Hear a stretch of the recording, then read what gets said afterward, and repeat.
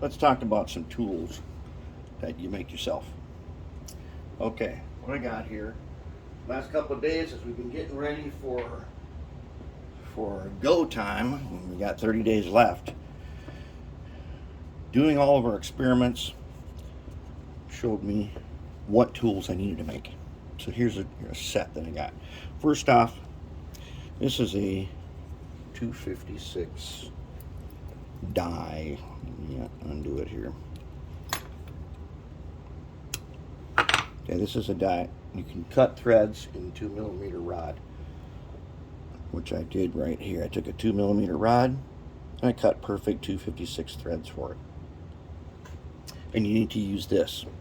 Now I've had this for a while, and it will not fit the handle that you might get in a regular tap and die set. So what I did was I took a piece of bar stock and I started by scribing lines that gave me a center point, and I drilled a little hole, then a bigger hole, then a bigger and bigger and bigger.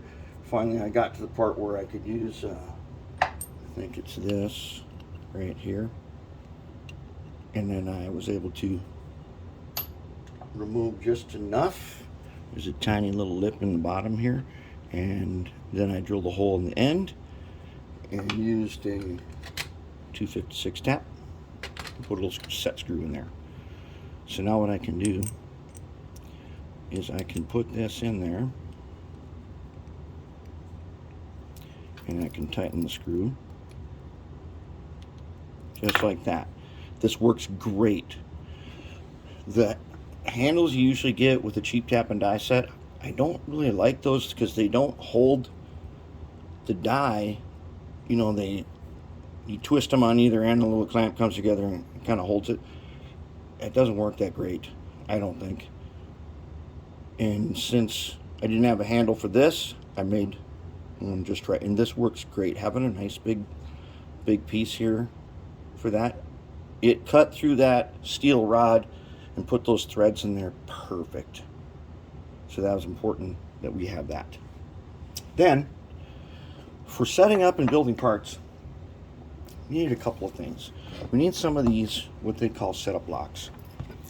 Basically, we can line up parts in here, and then we can glue them so that they're square.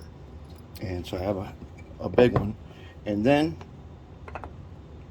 using the big one was good for doing like one part at a time and then letting it set up, and that's just not enough. I want to be able to do several at a time and have them all going. So I made a set of 3.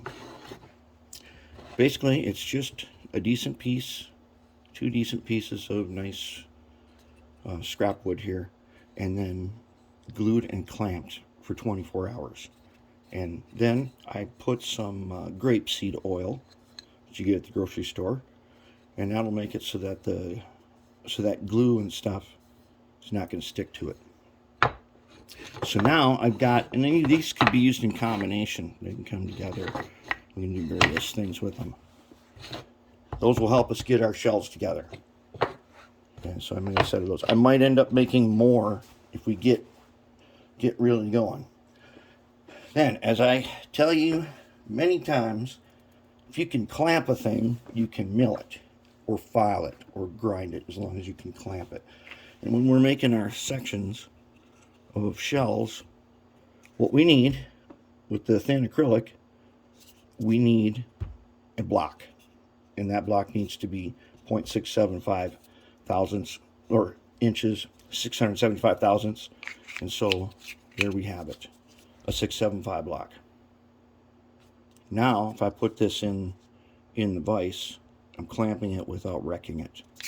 So I've got a couple of these, and I use this one to do a little painting on something we'll look at in just a little bit. And then I made a longer one so I can put most of a shell on it, and I'll be able to clamp to it the scale width hood sections. So that's kind of important. And I've been talking about that for a long time, that I need to build something like that.